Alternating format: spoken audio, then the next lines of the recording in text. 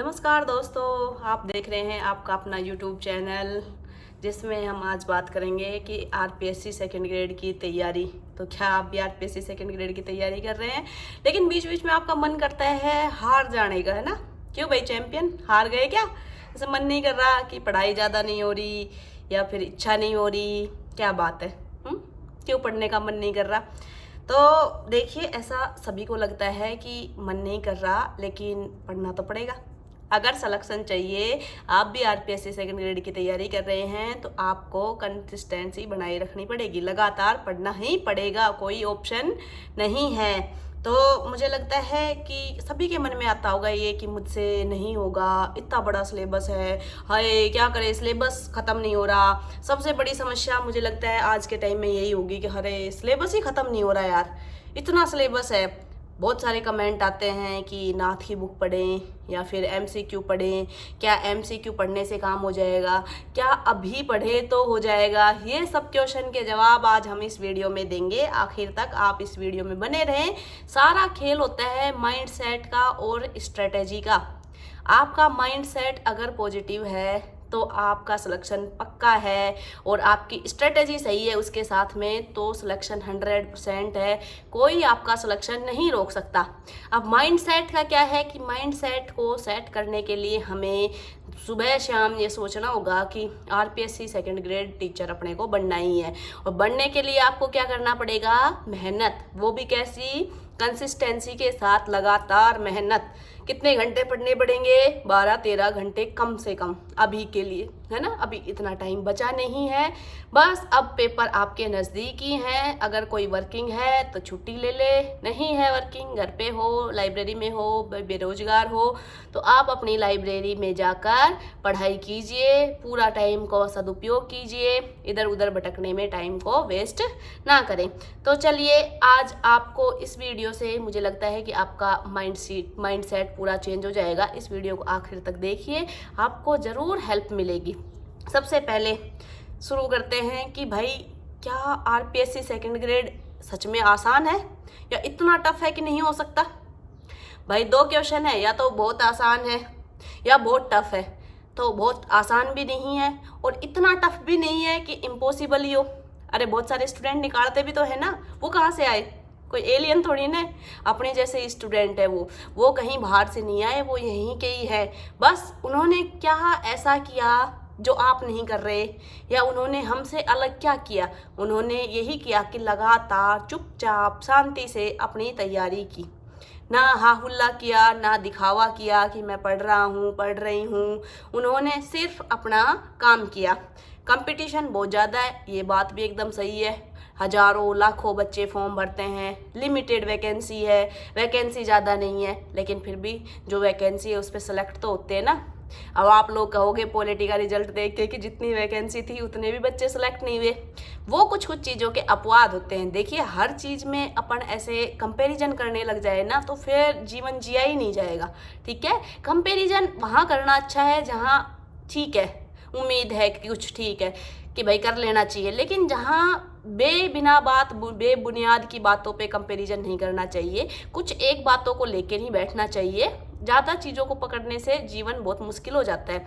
तो आप पॉलिटी के अलावा और रिजल्ट देखिए, औरों के सही रिजल्ट है तो उम्मीद रखिए कि आपका भी होगा। और 40% वाले मामले से घबराना नहीं है, 40% आसानी से हो जाएगा। अगर डर जाओगे तो मारे जाओगे, तो डरना नहीं है। ठीक है, मेहनत करनी है, जो पढ़ रहे हो उस पर विश्वास रखो, कम कंटेंट रखो, बार बार रिवाइज ज़्यादा करो। अब सबसे बड़ी बात यह है कि जहाँ हार्ड वर्क तो लेकिन सब कर है, लेकिन स्मार्ट वर्क भी करना पड़ेगा। अब स्मार्ट वर्क क्या होता है? जो आपने थ्योरी पढ़ ली उसके एमसीक्यू लगाने हैं आपको। एमसीक्यू कहाँ से लगाओगे? पीवाईक्यू लगाओ। ऊट पटांग कहीं से भी टेस्ट सीरीज के चक्करों में ज़्यादा मत पढ़ो।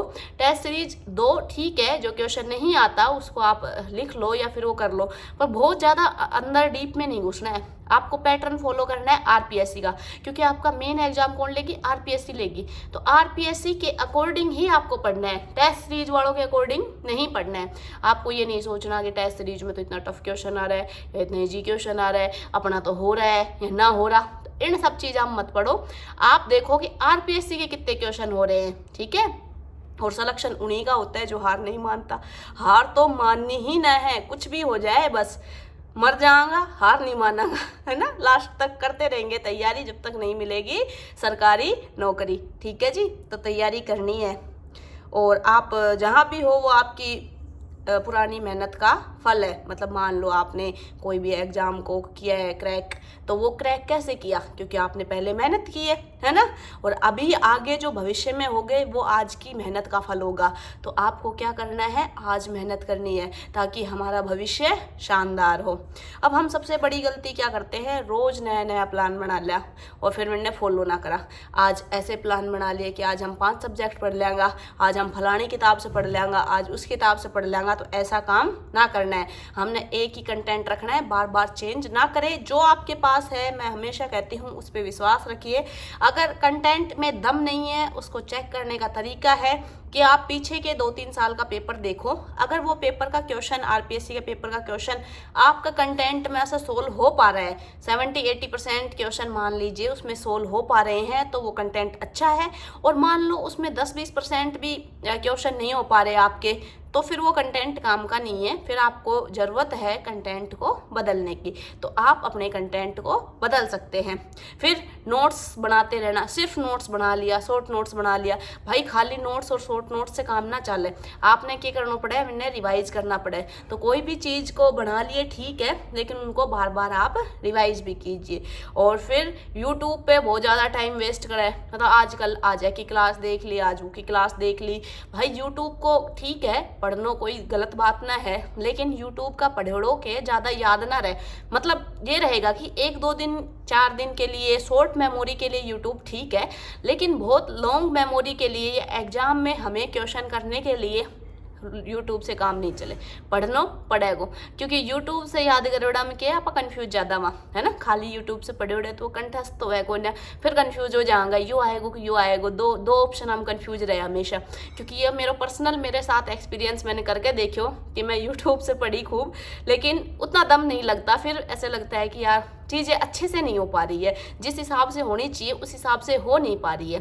ठीक है, तो यूट्यूब से बहुत ज़्यादा टाइम वेस्ट ना करें। कुछ टॉपिक है जो नहीं समझ में आ रहे वो देख सकते हैं। मोटिवेशन के लिए कोई छोटी मोटी हमारे जैसे की वीडियो है वो देख सको, वो आपकी इच्छा है। बाकी बहुत टाइम वेस्ट नहीं करना।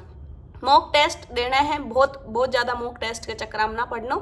ठीक है, वीक में 1 मॉक टेस्ट दे लियो, 2 मॉक टेस्ट दे लिया। उसके साथ में अगर ऑनलाइन मॉक टेस्ट दे रहा हो तो OMR भरने की भी प्रैक्टिस करनी है, क्योंकि OMR में भी गड़बड़ बच्चे करते हैं। और कुछ बच्चों का ये है कि OMR में 5वां घोड़ा फिलअप नहीं कर पाते, अयोग्य घोषित हो जाते हैं। जो फर्स्ट बार दे रहे हैं, सेकेंड बार दे रहे हैं, एग्जाम ज़्यादा एग्जाम का एक्सपीरियंस नहीं है, तो वो क्या करें, OMR ले आएँ, उसका प्रिंट निकलवा लें, है ना, डाउनलोड करके कोई भी शॉप से, और उसको फिर भरने की प्रैक्टिस जरूर करें। फिर एक सबसे बड़ी मिस्टेक होती है स्टूडेंट की, कंसिस्टेंसी नहीं बनाए रखते। जैसा कि हमने पहले भी बात की है कि बच्चों में कंसिस्टेंसी है ही नहीं, है ना। आज पढ़ लिए, नहीं पढ़े, कम पढ़ लिए, आज ब्याह आगो, आज यो आगो, तो वो चीज़ नहीं करनी है। लगातार पढ़ना है। सिलेक्शन चाहिए तो कंसिस्टेंसी बनाए रखनी पड़ेगी। यही एक मेन कारण है सिलेक्शन होने का और ना होने का, दोनों का ही एक यही कारण है कि कितने कंसिस्टेंस हो आप। देखिए, टॉपर कुछ विशेष अलग नहीं करते, वो सिर्फ फोकस रखते हैं अपने काम से। वो फोकस करते हैं कि सिर्फ लगातार वही काम को बार बार, वही चीज़ को बार बार, डेली डेली वही पढ़ना, तभी जाके वो टॉपर बनते हैं। इसलिए आपको भी एक ही चीज़ को, आपके सिलेबस को बार बार पढ़ना होगा। जितनी बार पढ़ सकते हैं उतनी बार आपके लिए वो फ़ायदेमंद ही रहेगा, नुकसान नहीं मिलेगा उससे। ठीक है, तो ज़रूर पढ़िए। अब हम बात कर लेते हैं कि हमारी भाई विनिंग स्ट्रेटेजी क्या हो सकती है, कि कैसे हम सिलेक्शन का श्योर कर सकते हैं कि 100% हमारा सिलेक्शन हो जाए। तो उसके लिए बात करेंगे कि भाई डेली के हम सबसे पहले करें टारगेट फिक्स। कैसे फिक्स करेंगे कि डेली हम फिक्स कर लें कि हमने आज के पढ़ना है ना, क्लियर करें कि कितना घंटा पढ़ना है, कौन कौन सा टॉपिक कवर करना है।